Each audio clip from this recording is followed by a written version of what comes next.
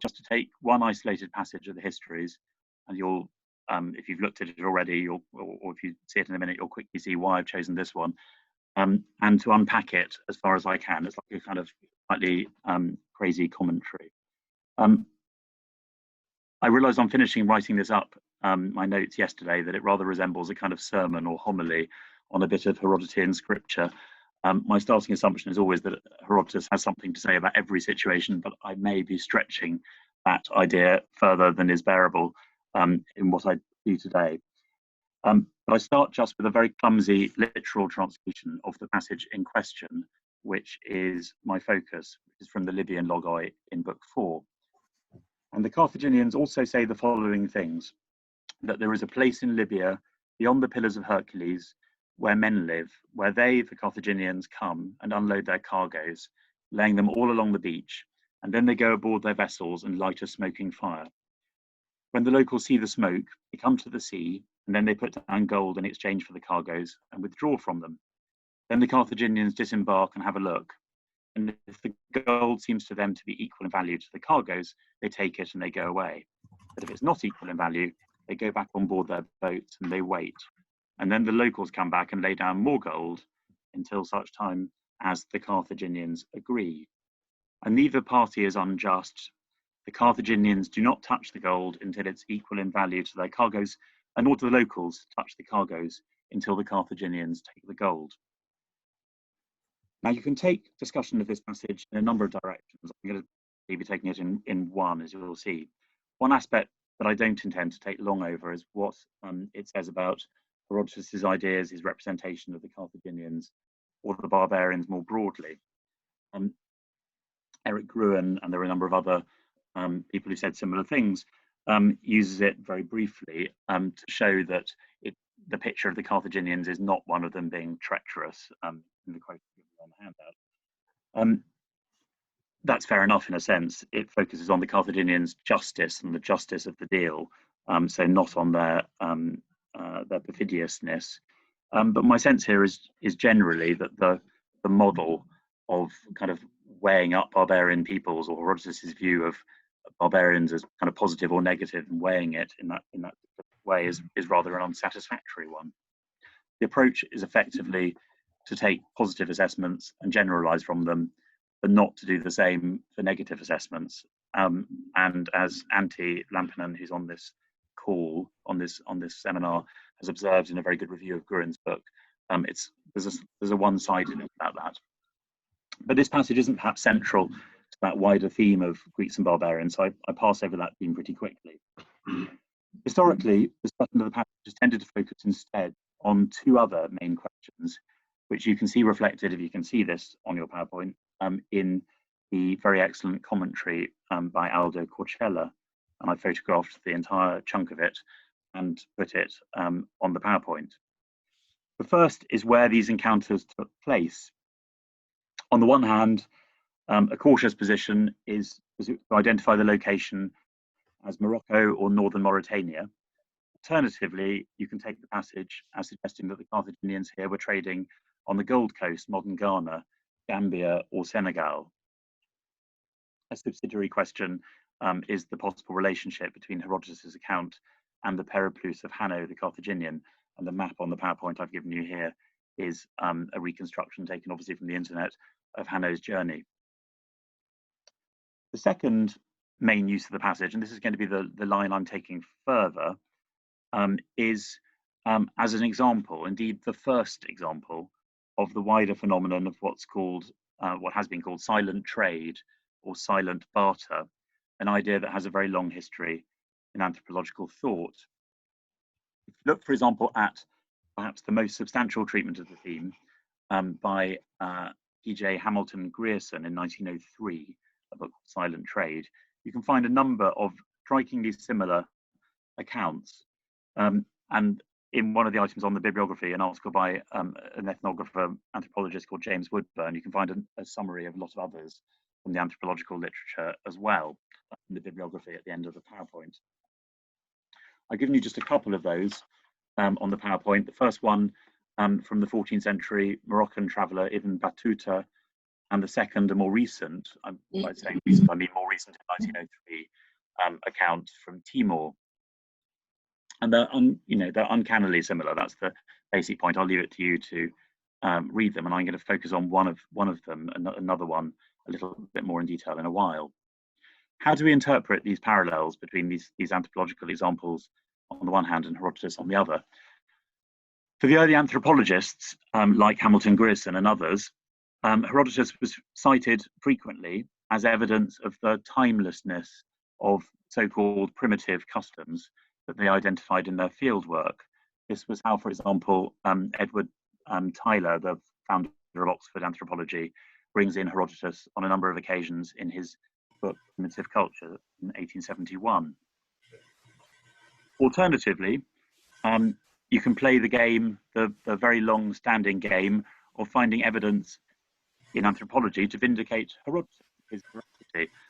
The classic example of this is the story of the gold-digging ants and the Himalayan marmots, which thousands of people have often in newspapers. People dig that up. This is an example of real gold-digging ants. In fact, a strange North American art exhibition, which has gold-digging ants in a case. I.e., the opposite direction is to confirm Herodotus rather than confirm modern anthropology. Aldo Corcella, in his commentary, he's no kind of hunter of ants and other phenomena and kind of desperate confirmer of Herodotus's veracity. He's concerned with the truthfulness of it, and others have gone in the same direction.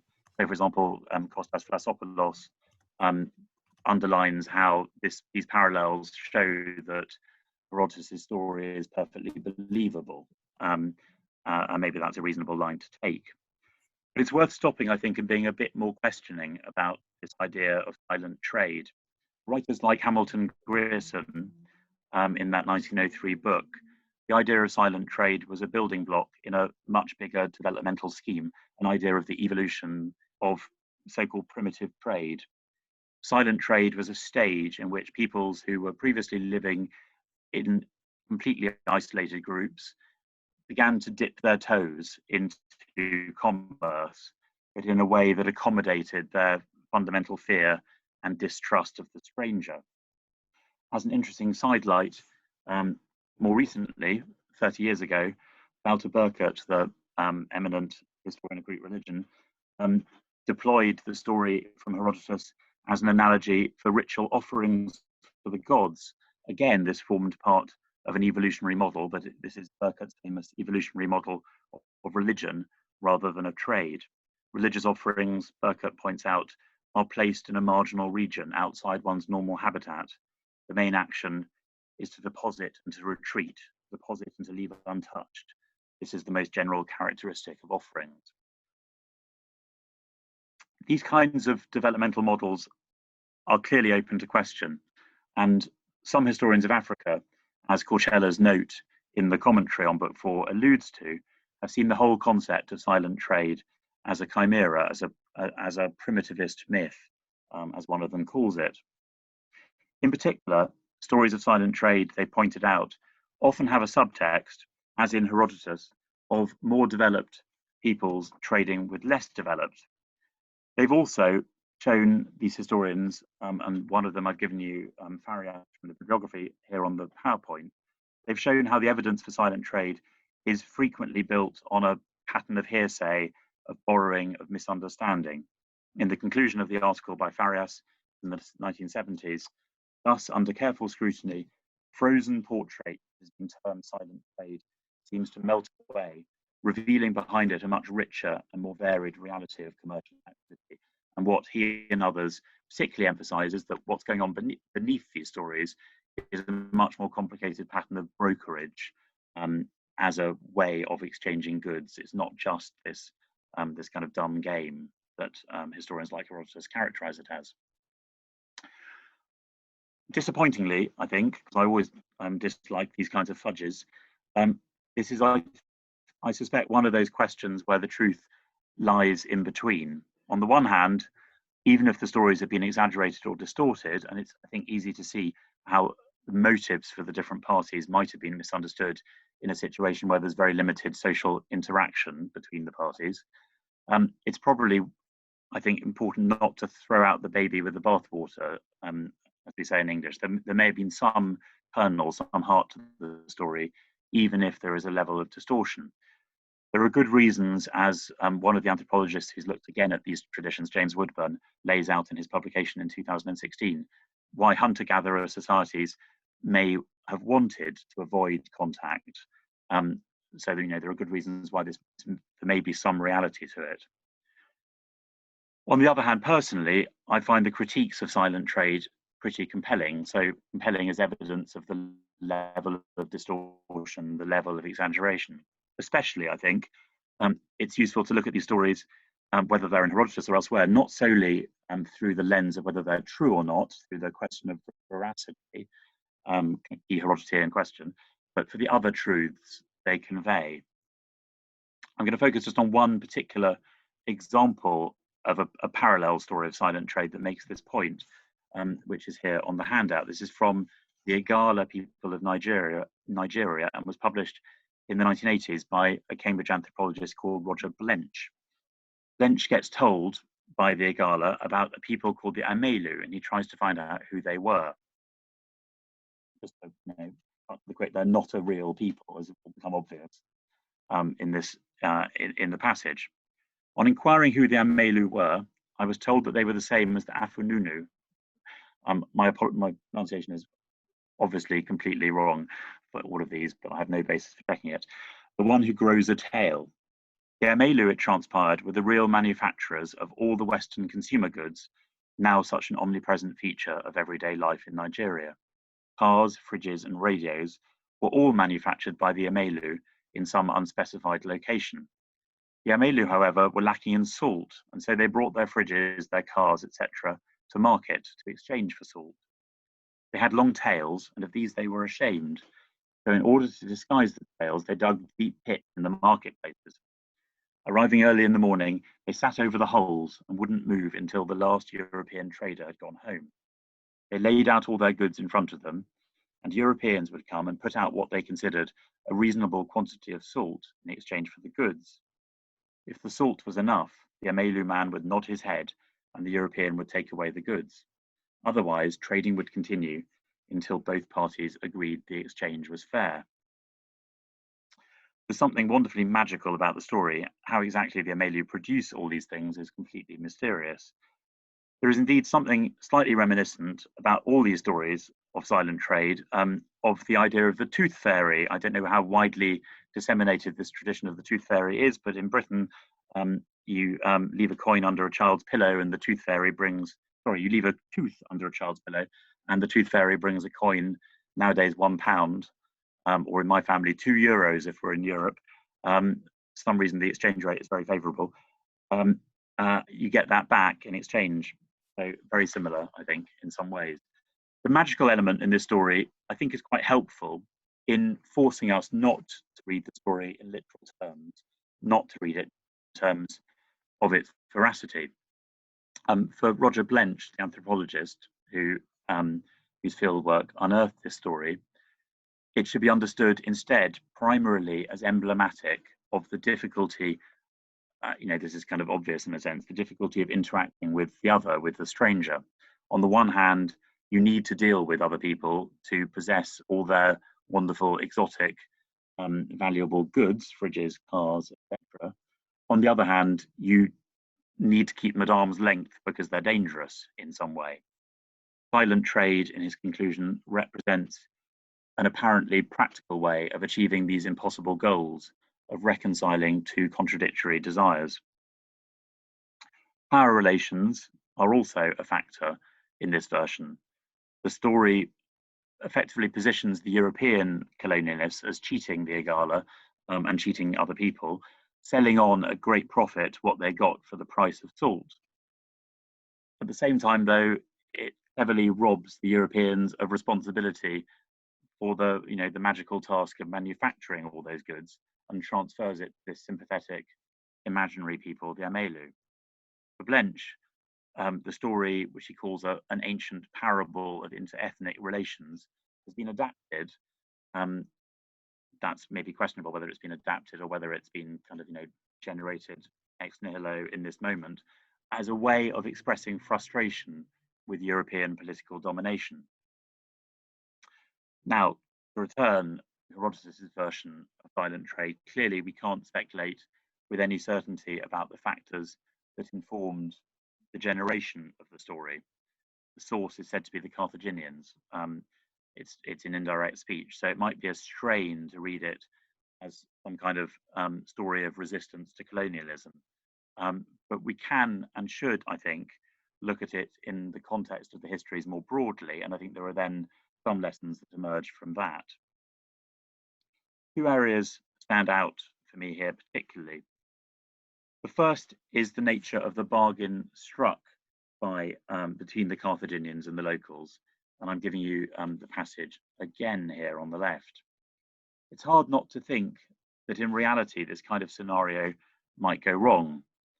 What's to stop the Carthaginians from driving a very hard bargain and just waiting until a completely stupid quantity of gold is handed over? The process is apparently just, but there's no control on it. Obviously. The possibility that the locals might just go up, just up and go away with their gold, or that they might threaten to go away, isn't entertained at all. As the story, it makes you wonder, preserves some sense, in fact, that the Carthaginians are exploiting the locals, who in turn are unaware of the value of their gold. The idea that one party has no idea of the relative value of their goods is an incredibly common aspect of these stories of silent trade more broadly. And Herodotus is certainly aware of this difference in valuation of goods as a possibility in general terms. The most outlying regions, he says in book 3, are likely to possess the rarest things, and those that seem to be the most beautiful to us. The Ethiopians value bronze much more than they value gold. In this context, though, in our passage, his main emphasis seems to be on a different idea, effectively that everything has its proper price.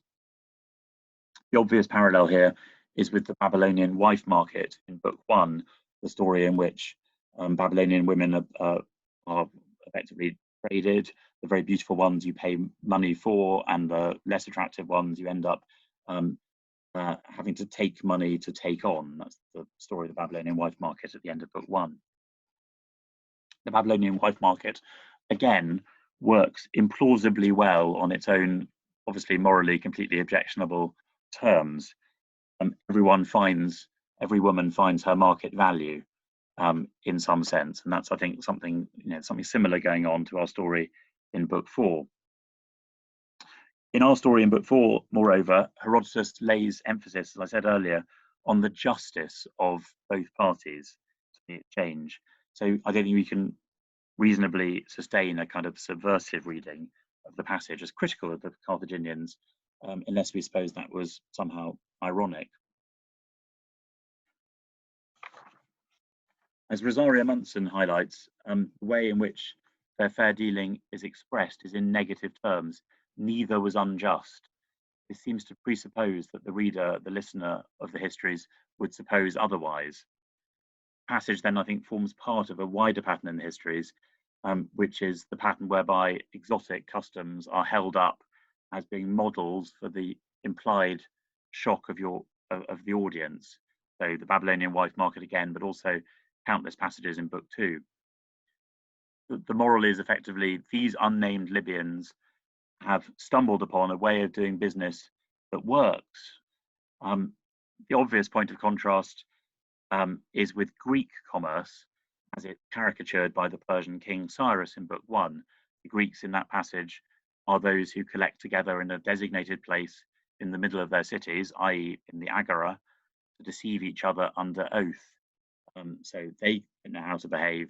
These people, the Carthaginians, do know how to behave implicitly. So it's one of those shocking stories of the other as kind of surprisingly superior. The second wider theme that serves as background, I think, for this passage is Herodotus's broader picture of contact between peoples. This is something I've sketched before, so I'll do it only briefly now.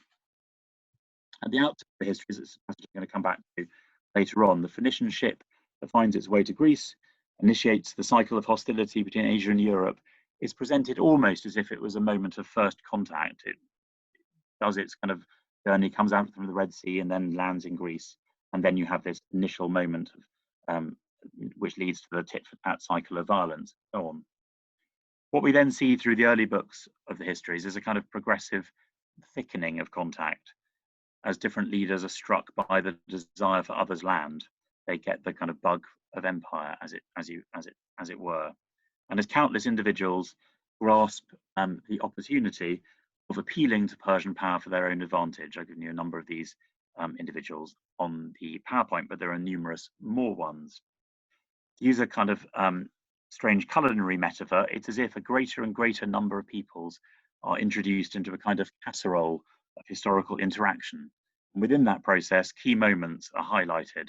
So the moment when the first Persians arrive in Greece in Book 3 as ambassadors, the moment when the ships sent by Athens are the first, the beginning of evils, the Greeks and barbarians in the Ionian Revolt, famous passage in Book 5. This process, this thickening, this kind of increasingly large casserole, whatever way you want to envisage it, is perhaps best brought out in kind of relief by the few individuals who stand out against it, who try to resist this, this kind of tying in of different peoples one by one. The Babylonian queen, who, alert to the great and restless empire of the Medes, introduces bends in the river Euphrates so that it returns to the same village 3 times. Homerus, queen of the Massagetæ, who warns Cyrus that he should just stay happy to rule his own people and try to bear the sight of her ruling hers. Or the Ethiopian king, who is one of my kind of heroes in the histories, who passes on the message to Cambyses that he should thank the gods for not turning the thoughts of the children of Ethiopia to foreign conquest. The Ethiopians remain safe from Persian contact for the most part. They're one of the peoples, together with the Thracians and the Indians, who are kind of waiting in the wings as potential future powers if, something should occur. In the other 2 cases, the Massagetæ and Nitocris and the Babylonians, the attempt on these people's parts to remain insulated is proved, inevitably hopeless. It's doomed to failure. History for Herodotus is, if you like, the gradual breaking down of barriers, a progressive increase in contact. This is, I think, a little bit akin to Thucydides' idea of the kinesis of people within the Greek world that you get at the outset of his history. Contact seems only to lead to conflict. This is the idea that I've slightly stretching it and described as history as contagion in my title, an idea that I stole from hearing an indigenous American and their view of the first European settlers in North America. Against this background, the Carthaginian encounter in our passage stands out, if you like, as a parable, use that word again, of a form of contact that doesn't involve contact, a way of getting the good from others without either party becoming infected, if you like, by a desire for more. Although, again, I don't quite understand why it works. Why wouldn't you want more of their gold? Why wouldn't you want to go back and steal it rather than doing this very nice deal? Unless maybe it's just so advantageous, but maybe I'm looking at it in a kind of, inappropriately sort of logical way. That's not how it should be read. It is, as I say, a parable of a kind of ideal form of contact, which is maybe unattainable. It's also worth emphasizing here, and here I've laid out the passage on the left and Book 1, Chapter 1 on the right, a point that I saw that Emily Baragwanath makes in an article just published in the online journal Histos, that the language with which our chapter opens might recall Herodotus's description of that initial Phoenician ship in Book 1. In both cases, you have cargoes laid out on the seafront, in one case by the Carthaginians, in one case by their ancestors, the Phoenicians. Only in Book 1, the 2 parties don't stay separate, they intermingle with disastrous effects. The effects we know because it's the whole cycle of human violence that is the cycle of the histories. The context of this passage then within the wider Libyan logos is also, I think, relevant.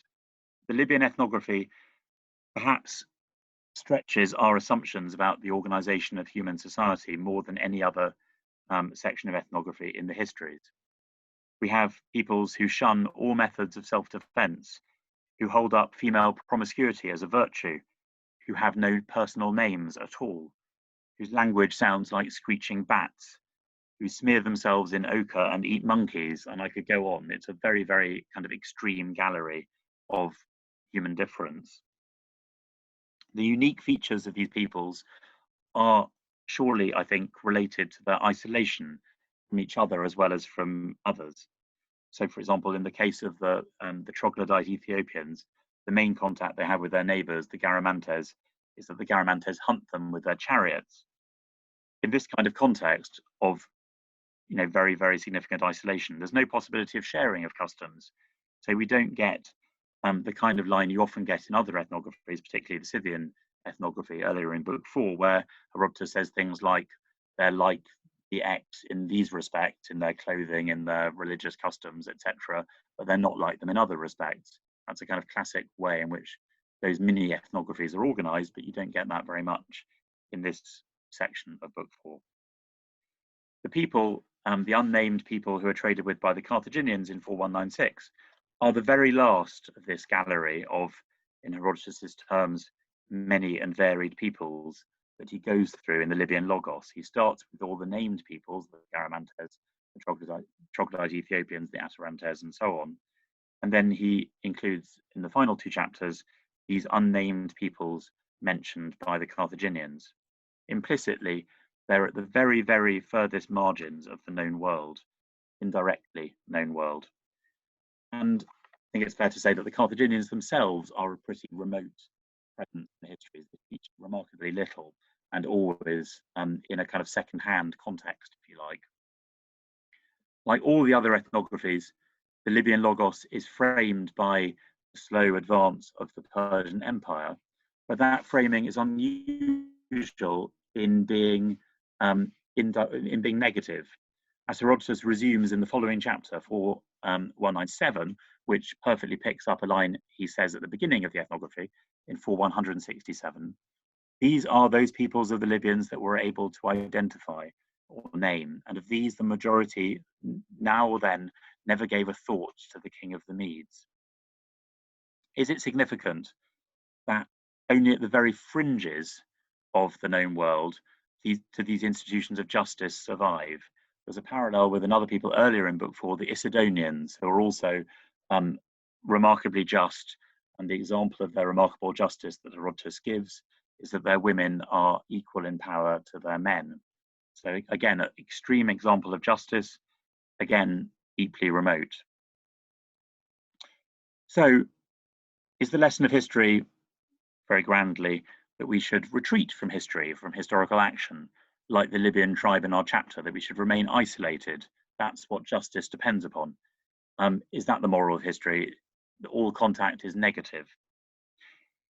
It should be obvious from the title I gave this paper, as I said earlier, that I chose this passage primarily for its resonance today in a world in which, like Herodotus's Egypt, everything really does feel upside down. It's impossible not to think of our own leaving food at our relatives' doorsteps, as my mother receiving a parcel the other day sent on to me by photo by my nephew, or of the pizza delivery man I saw yesterday leaving a pile of pizzas on a garden wall, knocking on the door and then scampering away very fast, not even saying hello to the person who opened it. When the plague was raging at Winchester, 17th century plague, according to a history of Winchester written 100 years later, those who wished to exchange without coming into touch with those who were stricken placed the articles on a large stone outside the city walls.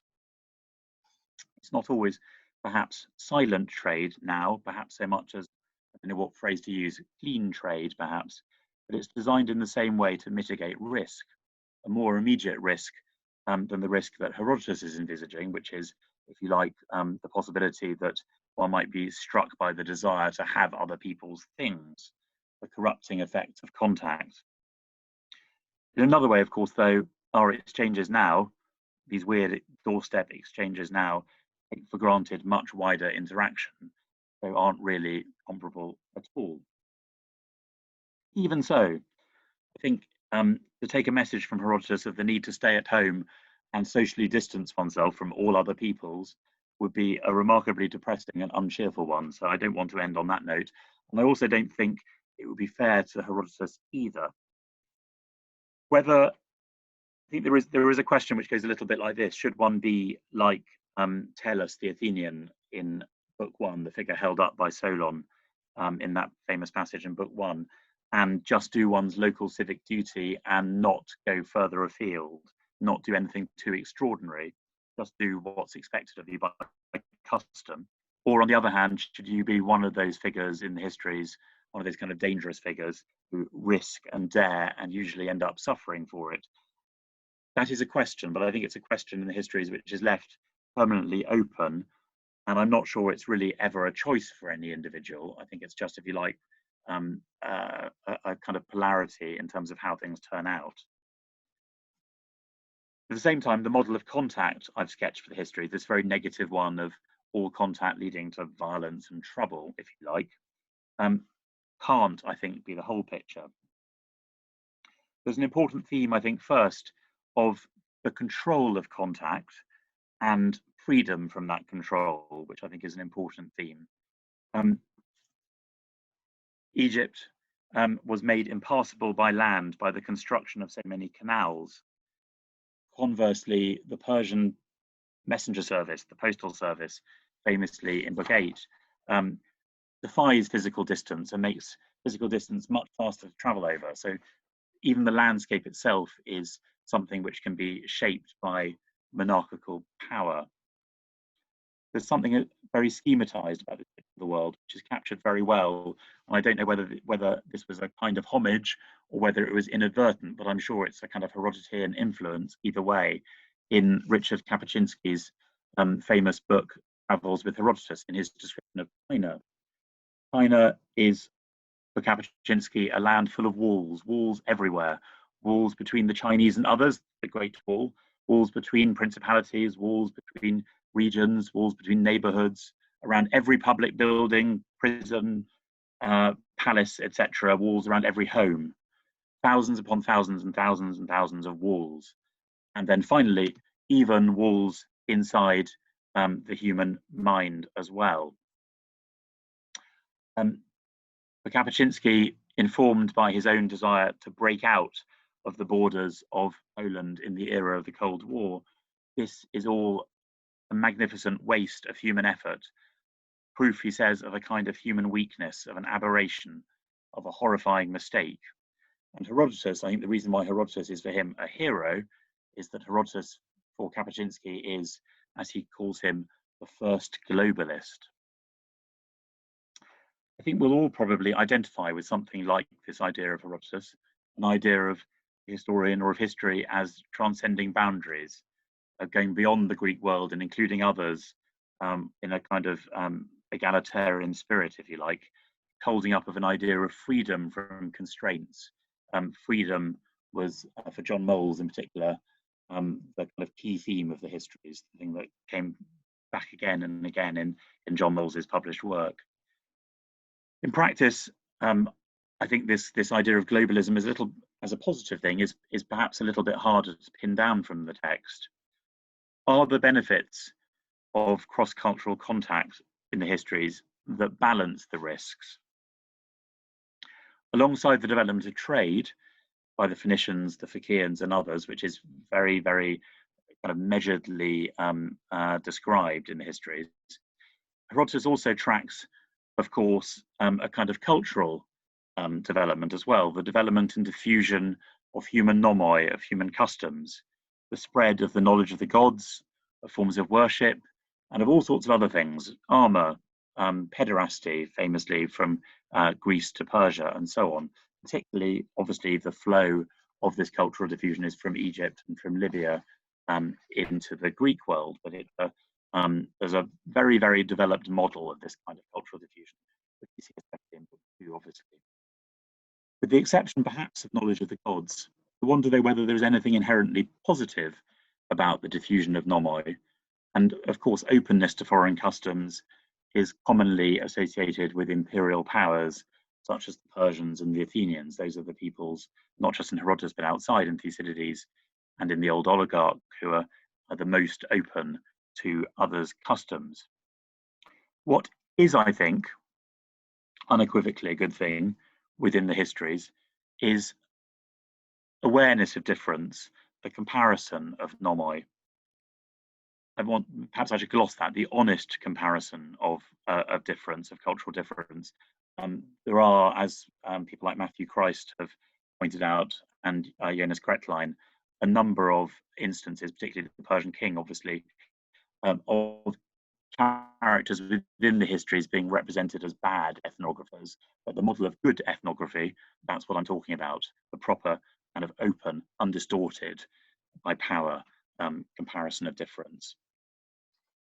This awareness of difference, even if, as in the famous passage in book 7, 152, we all think our own faults are still preferable to others' faults, as Herodotus says in that famous passage, this awareness forces us to realize that our own customs might look absurd, repulsive, and so on to other people, and so not behave as Cambyses does in book 3, not to offend against other people's nomoi, but to be sensitive to them within reason.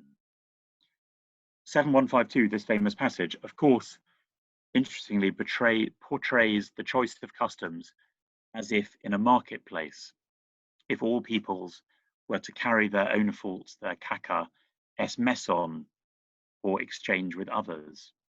But in this marketplace, by contrast, obviously, to the Carthaginians in book 4, no one wants to do business, and they all go home, as it were, with their own goods under their own kaka, their own goods under their arms. Strikingly also, two of the rare instances in which Herodotus expresses explicit approval of a foreign custom, and they're extremely rare, the instances in which he actually says something positive about foreign custom straightforwardly, are also both, if you like, marketplaces. The first, the Babylonian wife market, which I mentioned a number of times earlier on.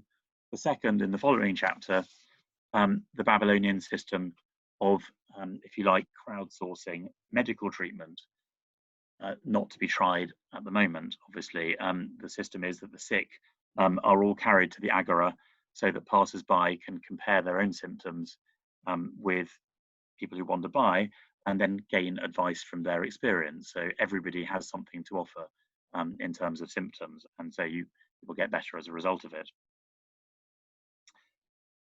The diversity of human experience, presenting alternatives.